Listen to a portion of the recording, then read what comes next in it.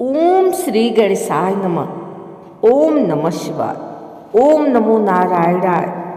श्री गुरु चरणों में कोटि कोटि प्रणाम कर भगवान श्री हरि, विष्णु, माता लक्ष्मी तथा समस्त देवताओं को नमन करते हुए मैं आज आप सभी श्रद्धालु भक्तों के समक्ष पवित्र माघ मास महात्म्य के 18वें अध्याय की दिव्य और पुण्यदायिनी कथा का वर्णन करने जा रही हूँ।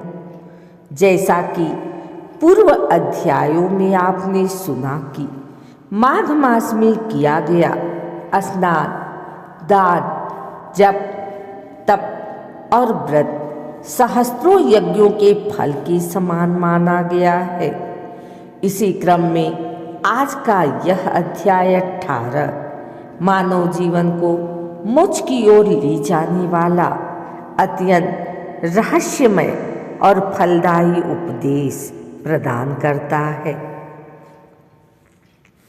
इस अध्याय में भगवान श्री हरि द्वारा माघ मास के पुण्य कर्मों का ऐसा महत्व बताया गया है जिसे सुनने मात्र से मनुष्य के जन्म जन्मांतर के पाप नष्ट हो जाते हैं और जीवन में सुख शांति एवं वैकुंठ की प्राप्ति होती है। अतः हे भक्तजनों, मन, वचन और कर्म से पवित्र होकर पूरी श्रद्धा और विश्वास के साथ माघ मास महात्म्य अध्याय 18 की इस पावन कथा का श्रवण करें, क्योंकि यह कथा कलयुग में भी दुर्लभ फल प्रदान करने वाली मानी गई है। अब आइए श्री हरि की कृपा से माघ मास महात्म्य के 18वें अध्याय की दिव्य कथा को प्रारंभ करते हैं। आइए सुनते हैं माघ मास महात्म्य का 18वां अध्याय। श्री वशिष्ठ ऋषि कहने लगे कि हे राजन, मैंने दत्तात्रेय जी द्वारा कहा माघ मास का महात्म्य। अब माघ मास के स्नान का फल सुनो। हे परतम, माघ स्नान सब यज्ञों, व्रतों का और तपों का फल देने वाला है। माघ मास में स्नान करने वाले स्वयं तो स्वर्ग में जाते ही हैं, उनके माता और पिता दोनों के कुलों को भी स्वर्ग प्राप्त होता है।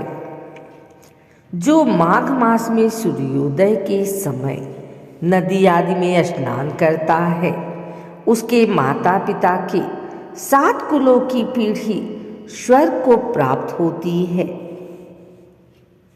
माघ मास में स्नान करने वाले दुराचारी और कुकर्मी मनुष्य भी पापों से मुक्त हो जाते हैं और इस मास में हरि का पूजन करने वाले पाप समुदाय से छूटकर भगवान के सदृश शरीर वाले हो जाते हैं। यदि कोई आलस में भी माघ में स्नान करता है, उसके भी सब पाप नष्ट हो जाते हैं। जैसे गंधर्व कन्याएं राजा के श्राप से भयंकर कल को भोगती हुई लोमस ऋषि के वचन से माघ में स्नान करने से पापों से छूट गई। यह वार्ता सुनकर राजा दिलीप विनय से पूछने लगा कि गुरुदेव, ये कन्याएं किसकी थी? उनको कब और कैसे श्राप मिला? उनके नाम क्या थे? ऋषि के वाक्य से कैसे श्राप मुक्त हुई और उन्होंने कहाँ पर स्नान किया? आप विस्तार पूर्वक सब कथा कहिए। वशिष्ठ जी कहने लगे कि हे राजा, जैसे अरणी से स्वयं अग्नि उत्पन्न होती है, वैसे ही यह कथा धर्म और संतान उत्पन्न करती है। हे राजन, शुक संगीत नामक गंधर्व की कन्या का नाम विमोहिनी था। सुशीला तथा स्वरवेदी की शुंबरा, चंद्रकांत की सुतारा तथा सुप्रभा की कन्या चंद्रका, ये 5 सब समान आयु वाली तथा चंद्रमा के समान कांति वाली और सुंदर थी। जैसे रात्रि को चंद्रमा शोभायमान होता है, वैसे ही पुष्प की कलियों के समान खिली हुई ये अप्सराएं थी। ऊंचे पयोधर वाली पद्मनी, वैशाख मास की कामनी, यौवन दिखाती हुई नवीन पत्तों वाली लता के सदृश गोरे रंग सोने के सदृश चमकती हुई और सोने के अलंकारों से सुशोभित हुई, सुंदर वस्त्र धारण किए हुए, अनेक प्रकार के गाने और बीड़ा अथवा बांसुरी तथा दूसरी बाजे बजाने में प्रवीण और ताल स्वर तथा नृत्य कला में निपुण थी। इस प्रकार वे कन्याएं क्रीड़ा करती हुई कुबेर के स्थान में विचरती थी। एक समय कौतुकवश माघ मास में एक वन से दूसरे वन में विचरती हुई मंदिर के पुष्प तोड़कर सरोवर पर गौरी पूजा के लिए गई। स्वच्छ जल के सरोवर में स्नान करके वस्त्र धारण कर मौन हो बालू मिट्टी की गौरी बनाकर चंदन, कपूर, कुमकुम और सुंदर कमलों से उपचार सहित पूजन करके ये 5 कन्याएं ताल नृत्य करने लगी। फिर ऊंचे गांधार स्वर में सुंदर गीत गाने लगी। जब ये कन्याएं नाचने और गाने में लीन थी तो उस समय अच्छोत नामक उत्तम तीर्थ में वेदनिधि नाम के मुनि के पुत्र अग्निप ऋषि स्नान को गए।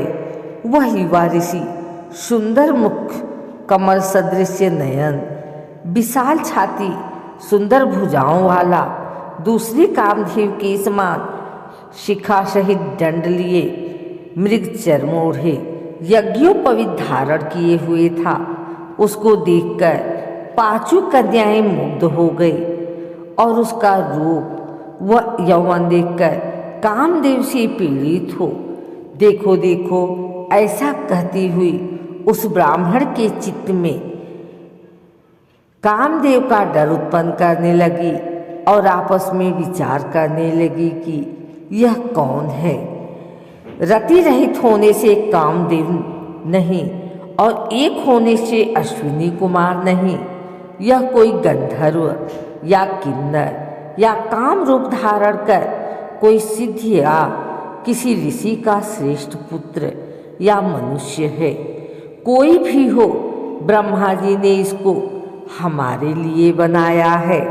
जैसे पूर्व कर्म के प्रभाव से संपत्ति प्राप्त होती है, वैसे ही गौरी जी ने हम कुमारियों के लिए श्रेष्ठ वर दिया है और आपस में यह तुम्हारा वर है, यह मेरा अथवा सबका, ऐसा कहने लगी। जिस समय उस ऋषि पुत्र ने अपने मध्याह्न की क्रिया करके ऐसे वचन सुने तो वह सोचने लगा कि यह तो बहुत बड़ी समस्या उत्पन्न हो गई।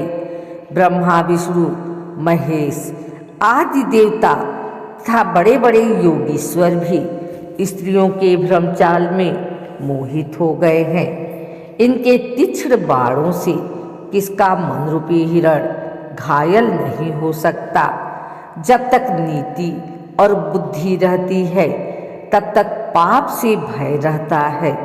जब तक कि गंभीरता रहती है, यम विधि का पालन होता है, तब तक मनुष्य स्त्रियों के काम रूपी बाणों से बीधा नहीं जाता। ये मुझे उन्मत्त और मुग्ध कर रही हैं कि किन गुणों से धर्म की रक्षा होती है। स्त्रियों के मांस, रक्त, मूल, मल से बने घृणित और अशुद्ध शरीर में काम लोग ही सुंदरता की कल्पना करके रमन करते हैं। शुद्ध बुद्ध वाले महात्माओं ने स्त्रियों के पास रहना कष्टकारक कहा है। सो जब तक यह पास आए घर चले चलना चाहिए। अतः जब तक वह उसके पास आई, वह योग बल के द्वारा अंतर ध्यान हो गया। ऋषि पुत्र के ऐसे अद्भुत कर्म देखकर वह चकित होकर डरी हुई चारों ओर देखने लगी और आपस में कहने लगी कि यह कोई इंद्रजाल था जो देखते देखते विलीन हो गया। और वह विरह की अग्नि में जलने लगी और कहने लगी कि हे कांता, तुम हमको छोड़कर कहाँ चले गए? क्या तुमको ब्रह्मा ने हमको विरह रूपी अग्नि में जलाने के लिए बनाया था? क्या तुम्हारा चित्र दया रहित है जो हमारा चित्त देखा कर चले गए? क्या तुमको हमारा विश्वास नहीं? क्या तुम कोई मायावी बिना किसी अपराध के हम लोगों पर क्यों क्रोध करते हो? तुम्हारे बिना हम नहीं जिएंगी। जहाँ पर आप गए हो हमें शीघ्र ले चलो, हमारा संताप हरो और हमें दर्शन दो। सज्जन लोग किसी का नाश नहीं देखते।